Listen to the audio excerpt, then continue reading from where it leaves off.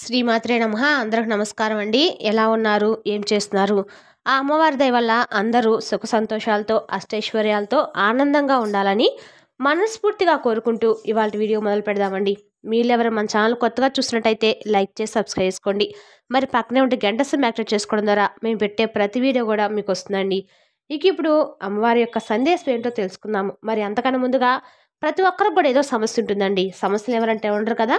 అంటే ప్రేమ, పెళ్లి, ఉద్యోగం, వ్యాపారము, ప్రేమించి మోసపోవటము, నాగదోషము, సంతానం లేకపోవటము, భార్యాభర్తల మధ్య గొడవలు, ధనం లేకపోవటము, రాజకీయము, కోర్టు సమస్యలు, మీ మీద చెడు ప్రయోగాలు చేయటము, ఇలా ప్రతి ఒక్కరు కూడా ఏదో సమస్య ఉంటూనే ఉంటుంది.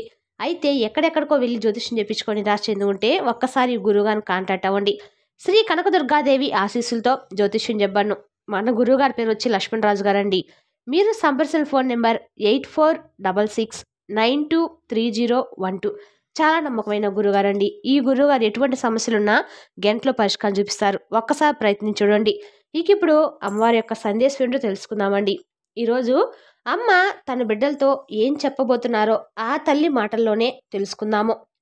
అయితే ఈరోజు అమ్మవారు ఇచ్చే సందేశం నిజంగా అండి ఒక్కోరికి అనిపిస్తూ ఉంటుంది. నిజంగా ఆ తల్లి నా కోసమే ఈ సందేశం పంపించింది అన్నట్టుగా ఉంటుందన్నమాట. ముందుగా దుర్గమ్మ మనకు ఏం చెప్పినా సరే, ఏ రోజు ఏం చెప్పినా అది తప్పకుండా మన జీవితంలో జరిగేదై ఉంటుందండి. ఎందుకంటే మనం చాలా సందేశాలు వింటూ ఉంటాం, కానీ అందరూ అన్ని సందేశాలు వినరు కదా. అది ఎవరికి చేరాలో, ఎవరి కోసము దుర్గమ్మ చెప్పారో వారు మాత్రమే ఈ సందేశం వినగలుగుతారు.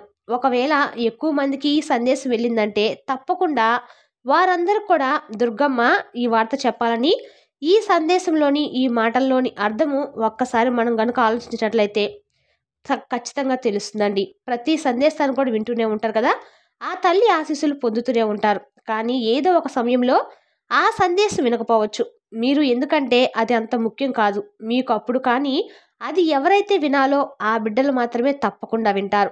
అర్థమవుతుందండి. ప్రతి ఒక్కరూ ప్రతిరోజు ఒక సందేశాన్ని వింటూనే ఉంటారు, కానీ కొన్ని సందర్భాల్లో ఆ సందేశాన్ని వినలేకపోవచ్చు.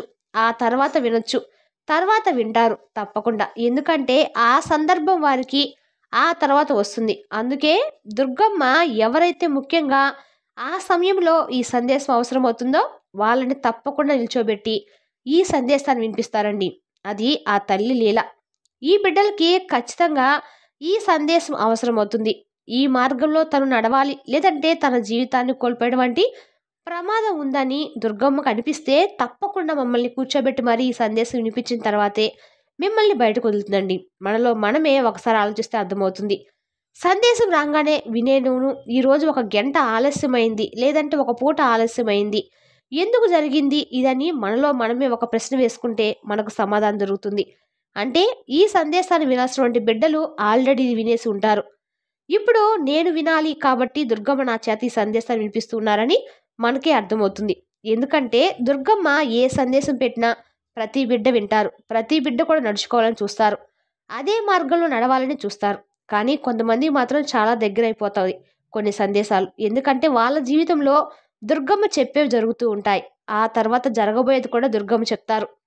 అలాంటి సందర్భాల్లో వాళ్ళు అప్పటికప్పుడు జాగ్రత్త పడిపోతూ ఉంటారండి. ఈ తల్లి నా కోసమే ఈ సందేశాన్ని పంపారు, నన్ను ఇలా నడుచుకోమని చెప్తూ ఉన్నారు, లేదంటే నాకేదైనా ప్రమాదం రావచ్చని అప్పటికప్పుడే జాగ్రత్త పడిపోయే వాళ్ళకి ఎదురైపోయేటువంటి ఆ సమస్యలు ఏవైతే ఉన్నాయో వాటి నుండి తప్పించుకోవడానికి ప్రయత్నం జరుగుతుంది. ఈ విధంగా దుర్గమ్మ తన బిడ్డల జీవితాన్ని కాపాడుకుంటూ ఉంటారండి. అయితే కొంతమంది బిడ్డల్లో దుర్గమ్మ చెప్పినట్టు ఆ సందర్భాలు జరగకపోవచ్చు. ఇప్పటి వరకు దుర్గమ్మ చెప్పింది ఏది కూడా నాకు జరగలేదే, మరి నేను ఎందుకు వినాలని సందేశం అనేటువంటి సందేహం మీకు కలగవచ్చు. అయితే మనందరం తెలుసుకోవాల్సింది ఏంటంటే అండి, ఇప్పటి వరకు ఎవరైతే కష్టాలు అనుభవిస్తూ ఉన్నారో ఆ బిడ్డల గురించి దుర్గమ్మ ఎంత జాగ్రత్తగా అయితే ఉంటారో, ఇప్పటి వరకు ఎవరైతే సంతోషంగా ఉన్నారో వారి గురించి కూడా దుర్గమ్మ జాగ్రత్తలు తీసుకుంటారు.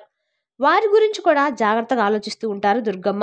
ఎందుకంటే వీళ్ళు ఇప్పటి వరకు చాలా సంతోషంగా ఉన్నారు. వీళ్ళు లేనిపోని కష్టాలు తీసుకొచ్చుకొని నెత్తిని ఎక్కడ పెట్టుకుంటారో వాళ్ళని కాపాడుకోవాల్సిన బాధ్యత నాది అని మనం మనస్ఫూర్తిగా దుర్గమ్మను వేడుకునేదానికి, మనం మనస్ఫూర్తిగా ప్రతిరోజు దుర్గమ్మ వారికి పూజించుకునే దానికి ఒక సార్థకత అనేది దొరుకుతుందండి.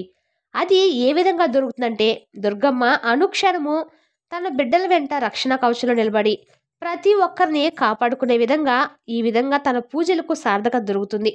అయితే ఇక్కడ మనం అందరం గుర్తుపెట్టుకోవాల్సిన విషయం ఏంటంటే అండి, ఎవరికైతే అన్ని కష్టాలు లేవో వాళ్ళ జీవితం చాలా ఆనందంగా కొనసాగుతుందో వాళ్ళు ఏమనుకుంటారంటే, నాకు జీవితం అంతా కూడా ఇలానే ఉంటుందని ఏదో ఒక క్షణంలో దైవనామ స్మరణ చేయడం ఆపేస్తారండి. ఆ దైవభక్తి క్రమేపీ కొంచెం క్షీణిస్తుంది. ఎందుకంటే సుఖాలు ఎక్కువైపోతే మనం దానికి అలవాటు పడిపోతూ ఉంటాం. మన జీవితం ఇలా సాగిపోతూ ఉన్నప్పుడు కష్టాల గురించి ఎవ్వరు కూడా ఆలోచించరు. రాబోయేటువంటి ప్రమాదాల గురించి ఎవ్వరు ఆలోచించరు. క్రమేణా ఏమవుతుందంటే దైవభక్తి అనేది సన్నగిలటం మొదలు పెడుతుంది. అప్పుడు వస్తాయండి తట్టుకునేటువంటి కష్టాలు వస్తాయి. అప్పుడు అందుకే దుర్గమ్మ బిడ్డలు ఎవరైతే ఉన్నారో ఆ బిడ్డలందరూ కూడా దుర్గమ్మ ప్రతిరోజు ఈ సందేశాన్ని పంపించడంలో ప్రధానమైనటువంటి కారణం ఏంటంటే, ఇదే ఎక్కడ నా బిడ్డలు ఈ సంతోషంలో మునిగిపోయి జీవితం అంతా కూడా అలానే ఉంటుందని అమాయకంగా ఉంటారో, నన్ను విస్మరిస్తారో ఆ తర్వాత వచ్చే కష్టాల వల్ల వీళ్ళ జీవితాన్ని కోల్పోవలసి వస్తుంది. అందుకే నా సందేశాన్ని ప్రతిరోజు నా బిడ్డలకు పంపిస్తాను. దాన్ని విని వాళ్ళు జాగ్రత్త పడతారని దుర్గమ్మ ప్రతిరోజు ఈ సందేశం ఇవ్వడంలో ఉన్నటువంటి పరమార్థం అండి. ఇది అర్థమవుతుందండి. కష్టాలు పడే వాళ్ళని ఆ కష్టాల నుంచి గట్టెక్కించే బాధ్యత దుర్గమ్మదే. అదేవిధంగా సంతోషంలో వెళ్తున్నటువంటి జీవితాన్ని అదేవిధంగా ఇంకొంచెం గొప్ప జీవితాన్ని ప్రసాదించి వాళ్ళ ఆనందాన్ని రెట్టింపు చేసే బాధ్యత కూడా దుర్గమ్మదే. కష్టాల్లో ఎవరైతే ఉంటారో వాళ్ళు ఎలా బయటకు రావాలో దుర్గమ్మే చెప్పి తీసుకొస్తారు. అదేవిధంగా సంతోషంలో ఉన్నవారిని ఆ సంతోషాన్ని ఎలా నిలబెట్టుకోవాలో కూడా దుర్గమ్మే చెప్తారండి. ప్రతి ఒక్కరిని ప్రతి బిడ్డను కూడా సమానంగా చూస్తూ ఆపదనున్నటువంటి బిడ్డలను ఒక తల్లిలాగా హక్కును చేర్చుకునేటువంటి ఒక గొప్ప తల్లి అండి మన దుర్గమ్మ. ఇప్పుడు ప్రతి ఒక్కరికి అర్థమై ఉండాలి దుర్గమ్మ ప్రతిరోజు ఒక సందేశాన్ని ఎందుకు పంపిస్తారో అని. మనందరం కూడా దుర్గమ్మ సందేశం వింటే ఒక ధైర్యము, అది ఒక ఆనందము. ఆ ఆనందాన్ని మనం పొందాలి. ఆ ధైర్యాన్ని కూడా మనం కూడగట్టుకోవాలి. ఇది ప్రతిరోజు దుర్గమ్మ ఇచ్చినటువంటి సందేశం ఉన్నటువంటి పరమార్థం అని విని వెళ్ళిపోవడం కాదండి, ఆచరణలో పెట్టడానికి ప్రయత్నిద్దాం. అయితే ఈరోజు దుర్గమ్మ తన బిడ్డలతో ఏమంటున్నారో తెలుసా అండి? బిడ్డా, నేను నిన్ను మర్చిపోయానని నీకు దూరంగా ఉన్నానని అనుకోకు. ఎందుకంటే నేను నిన్ను వదిలి ఎక్కడికి వెళ్ళలేదు, ఎప్పుడు కూడా వెళ్ళను. నువ్వు కూడా నన్ను దాటి ఒక్క అడుగు కూడా ముందుకు వేయలేవు. నా మాటలు మర్చిపోయావా? నా మాటలు నేను ఎప్పుడు కూడా నా భక్తుల కొరకు గుర్తుపెట్టుకొని మరీ నెరవేరుస్తానమ్మా. నువ్వు మాత్రం నన్ను మర్చిపోకు. నీ ప్రతి కోరికను నేను నెరవేరుస్తాను. ప్రతి నిమిషం కూడా నన్ను తలుచుకుంటూనే ఉండు. నేను నిన్ను తలుచుకుంటూనే ఉంటాను.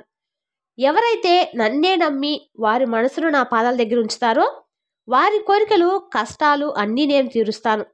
వారి భక్తికి మెచ్చి నేను వారిని ఎల్లవేళ్ళ కాపాడుకుంటూ ఉంటాను. నీకు కష్టం వచ్చినా బాధ వచ్చినా ఒక్కసారి ఈ పని చెయ్యి. లేదంటే దుర్గమ్మ అని అడుగుతావా, ఉన్నావా చెబుతాను. శ్రద్ధగా వింతల్లి. నీకు కష్టం వచ్చినప్పుడు, బాధ కలిగినప్పుడు అవన్నీ కూడా భగవంతునికి అప్పగించమ్మా. ఇక నీ జీవితం అంతా సంతోషమేమవుతుంది. కాబట్టి ఈ క్షణం నుంచి ప్రతి సమస్య, దిగులు, నీ చుట్టూ ఉన్న ఆవేదన, నీ ఆలోచనలు అన్నీ కూడా దేవుని దగ్గర వదిలిపెట్టు. ఎందుకంటే తల్లి నా బిడ్డవైన నీకు ఇవన్నీ తలుచుకుంటే భయం వేస్తుంది. అలా నువ్వు భయపడడం నాకు నచ్చదు. నువ్వు చాలా ఆనందంగా నీ జీవితాన్ని గడపాలి, సంతోషంగా ఉండాలి. ఎలాంటి భయాన్ని నీ మనసులో ఉంచుకోవద్దు. నేనున్నాను కదమ్మా, నేనున్నదే అందుకు. నీ కష్టాలన్నీ నా పాదాల దగ్గర పెట్టే, వాటిని నేను చూసుకుంటాను. నువ్వు నీ దుర్గమ్మపై విశ్వాసంతో సంతోషంగా నీ జీవితాన్ని గడుపు. నీకు మనసులో ఉన్నటువంటి ఆ భయం కానీ, లేదంటే ఏం చేయాలన్న ఆందోళన కానీ ఇవన్నీ నీకు అనవసరం. అసలు నీ భయం దేని గురించి బిడ్డా? నీ భవిష్యత్తు గురించా? నీలో ఉన్న ఆ భయం నీ బంధాన్ని కూడా బాధ పెడుతుంది బిడ్డ. నువ్వు దేని గురించి ఎక్కువగా ఆలోచించవద్దు. నీ భవిష్యత్తుకు వచ్చినటువంటి అపాయం ఏమీ లేదు. నేను నీ భవిష్యత్తును చాలా అందంగా తీర్చిదిద్దాను. నీ భయానికి కారణం చెప్తాను, శ్రద్ధగా విను. దాన్ని అక్కడితో వదిలే. చూడు తల్లి, నువ్వు దేని గురించి అయితే, ఏ విషయం గురించి అయితే ఎక్కువగా ఆలోచిస్తూ ఉంటావో అదే నిన్ను తిరిగి భయపెడుతుంది. అవునమ్మా, ఎక్కువగా ఆలోచించడం వలన దానికి ఎదురేటువంటి అపాయం ఏమిటో, దీనివల్ల నా జీవితం ఏమైపోతుందో, ఎటువైపు పయనిస్తానో అనేటువంటి ఆందోళన నీ మనసులో చేరిపోతుంది. ఆ తర్వాత నీకు తెలియకుండానే నువ్వు భయపడతావు. నీ తల్లిగా నేను మాట ఇస్తున్నాను, నీ భవిష్యత్తుకు ఎలాంటి అపాయం లేదు. దాని గురించి ఆలోచించకుండా ప్రశాంతంగా నీ పని నువ్వు చేసుకో. ఈ తల్లి నీతో ఉన్నది నువ్వు చేసేటువంటి పూజలు, పునస్కారాలు, నువ్వు నాకు పెట్టేటువంటి పళ్ళు, పలహారాలు తీసుకోవడానికి కాదు, నా బిడ్డ జీవితాన్ని రంగురంగుల హరివిల్లుగా తీర్చిదిద్దడానికి. నేను ఎప్పుడో నా కోసం ఏది అడగలేదమ్మా. నీకు వీలుంటే పక్కవారికి సాయం చేయమని మాత్రమే చెప్పాను. ఎందుకంటే వారిలో నేను కొలువై ఉంటా అని చెప్పాను. అంతేకాని నాకు అది కావాలి ఇది కావాలి ఎప్పుడైనా అడిగానా? లేదు కదా. ఇవన్నీ నీకు ఎందుకు చెప్తున్నానో తెలుసా?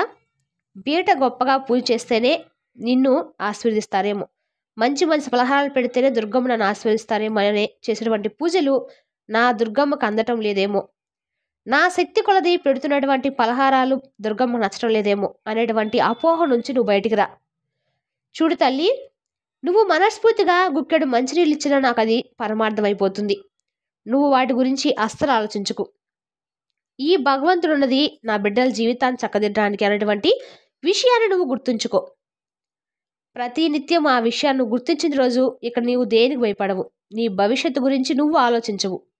కేవలము నీ పని మాత్రమే నువ్వు చేసుకుంటూ ముందుకు వెళ్తావు. ఒక విషయం నీ మనసులో ఉంచుకో. ఎంతో బాధపడుతున్నావు కదా, ఆ విషయాన్ని ఇతరులకు చెప్పాలన్నా భయమే. చెప్పకపోయినా వారు ఏమంటారన్న భయం, జరిగేది జరగబోయేది ఇవన్నీ కూడా భయాలే. ఒకరికి ఏదైనా జరిగితే చాలు మనకు కూడా అదే జరుగుతుందేమన్న భయం, ఏదైనా ప్రయత్నించాలన్న భయం, గెలుస్తామా లేదా అన్న భయం, ఒకవేళ గెలిస్తే తర్వాత క్షణం బాధపడాలేమో అన్న భయం. ఇలా నీ జీవితం అంతా భయపడుతూ ఉన్నావు. బిడ్డ, జీవితంలో నీకు ఒక విషయం చెప్తాను, గుర్తుపెట్టుకో. జీవితం ఒక పుస్తకం లాంటిదమ్మా. అందులో ఏదో ఉంటుందని భయపడకు. ఈ జీవితం అంతా ఆనందంగా ఉంటుంది. సాక్షాత్తు నన్నే నమ్మిన నా బిడ్డలకు చెడు ఎలా జరగనిస్తాను చెప్పు? నేను ఎప్పుడు కూడా నా బిడ్డలకు మంచి చేయాలని చూస్తున్నాను. ప్రతిరోజు నా సందేశాన్ని నీకు అందిస్తూ ఉన్నాను. నీ కష్టాలన్నీ నువ్వు ఎలా ఉండాలో నీకు నేర్పిస్తాయమ్మా. కాబట్టి ఇక నుంచి నీ జీవితంలో భయం, ఆందోళన అనవసరం. ఎలాంటి కష్టం ఎదురైనా దానికి పరిష్కారాన్ని వెతకాలే తప్ప అక్కడే ఆగిపోయి భయపడుతూ కూర్చోకూడదు. నీ వెంట నేను ఉన్నాను కదా, ఇక నువ్వు భయపడడంలో అర్థమే లేదు.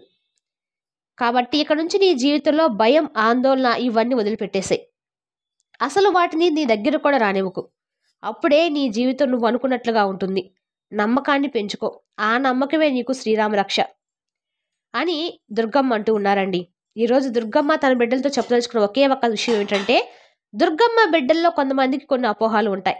దుర్గమ్మ చాలామంది ఎన్నో మనం సమర్పిస్తూ ఉంటారు, పెద్ద పెద్ద పూజలు చేస్తూ ఉంటారు. మరి నేను అంత చేయలేను కదా అని, నాకున్న దాంట్లో నేను దుర్గమ్మకు పెడుతూ ఉన్నానని, దుర్గమ్మ నన్ను చూడడం లేదేమో అని, అందుకే దుర్గమ్మ నా కోరికలు నెరవేర్చడం లేదేమో అని, వాళ్ళలాగా నేను పెట్టలేను కదా అని, అన్ని నైవేద్యాలు నేను ఇవ్వలేను కదా అని, దుర్గమ్మ మంచి మంచి బట్టలు తీసుకెళ్ళి నేను కోవిల్లో సమర్పించలేను కదా, అందుకే దుర్గమ్మ నన్ను చూడడం లేదేమో అని చాలా అమాయకంగా ఆలోచిస్తూ ఉంటారు కొంతమంది.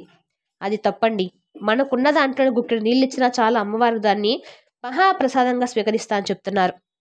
దుర్గమ్మ మనం ఏం పెట్టామని కాదండి, తన బిడ్డలను తను నమ్మకంగా పూజిస్తున్నారు లేదని ఆలోచిస్తారు.